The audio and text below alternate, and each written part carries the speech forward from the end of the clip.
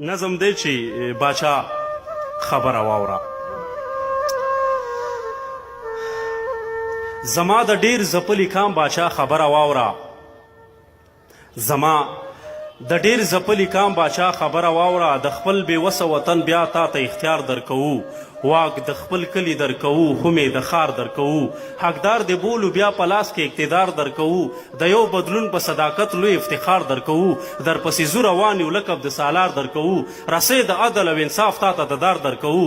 د حوصلې دوا اوس هم لکه بیمار درکوو. د مینې حد دی درجه درته د پلار درکوو. مننه. باچا خبره واوره. زما د ډیر ځپلي کام باچا خبره واوره. په دې سپېڅلې مقدسه خاوره جنګ ولیدی. د دې حالاتو په قفس کې ولس تنګ ولیدی. د دې غیسته وطن تقدیر داسې بدرنګ ولیدی. د هر سړي لاس په دې خپلو وینو رنګ ولیدی. د محبت نه د نفرت کد دومره دنګ ولیدی. د هر سړي سره د خوب سوری تر څنګ ولیدی. د قلمونو سکو کړی دومره زنګ ولیدی. زما د ډیر ځپلي کام باچا خبره واوره. زما د ډیر ځپلي کام باچا خبره واوره. په دې سپېڅلې مقدسه خاوره جنګ ولیدی. د دې حالاتو په قفس کې ولس تنګ ولیدی. د دې غیسته وطن تقدیر داسې بدرنګ ولیدی. د هر سړي لاس په دې خپلو وینو رنګ ولیدی. هر یو وګړی د دې وران وطن ملنګ ولیدی. د محبت نه د نفرت که دومره دنګ ولیدی. زما د ډیر ځپلي کام باچا خبره واوره. قربان. زما د ډیر ځپلي کام باچا خبره واوره. ستا په زولۍ کې اچوو د امیدونو تخم. در نزیا نشي زمونږ د ارمانونو تخم. په هر یو ذهن دی راخور ستا د فکرونو تخم. کرو په ځمکه د احساس د الفتونو تخم. لرې کول غواړي له دې ځای د ورونو تخم. زما د ډیر ځپلي کام باچا خبره واوره. ستا په زولۍ کې اچوو د امیدونو تخم. لرې کول غواړي له دې ځای د ورونو تخم. هر څوک راوړي دلته د خپلو مذهبونو تخم.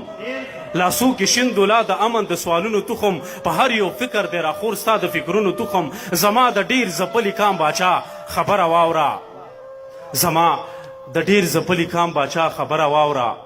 په تورو ورځو کې د جنګ پړ دی اسمان د امن. په ځمکه جوړې کړي کوترې ماشومان د امن. ورباندې خپې کېږدي د پاسه دښمنان د امن. قسم په خدای له تندې مرونه شته باران د امن. یوړو له ځان سره هر چا کور ته ارمان د امن.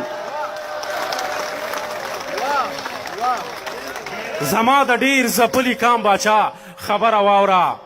په تورو ورځو کې د جنګ پټ دی اسمان د امن. په ځمکه جوړې کړي کوترې ماشومان د امن. ورباندې خپې کېږدي د پاسه دښمنان د امن.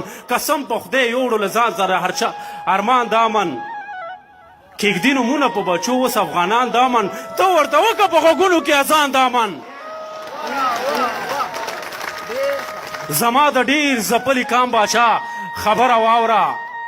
دا په مرمیو سوري شوي دیوالونه ګوري. د بېګناه خلکو په خپو کې زنځیرونه ګوري. زخمي سجدې او شهید شوي جوماتونه ګوري.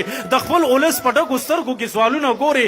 په دې سوالونو کې دننه ځوابونه ګوري. زما د ډیر ځپلي کام باچا خبره واوره. زما د ډیر ځپلي کام باچا خبره واوره. د دې نظام تکمیل پکار دی، بل نظام پکار دی. د دې تیارو خلاف باچا جدي اقدام پکار دی. د دې سپېڅلې خاورې قدر احترام پکار دی. مبارزې ته خو د وسیله دوام پکار دی. د ولس خوب نشته باچا د دوی ارام پکار دی. زما د ډیر ځپلي کام باچا خبره واوره. زما د ډیر ځپلي کام باچا خبره واوره.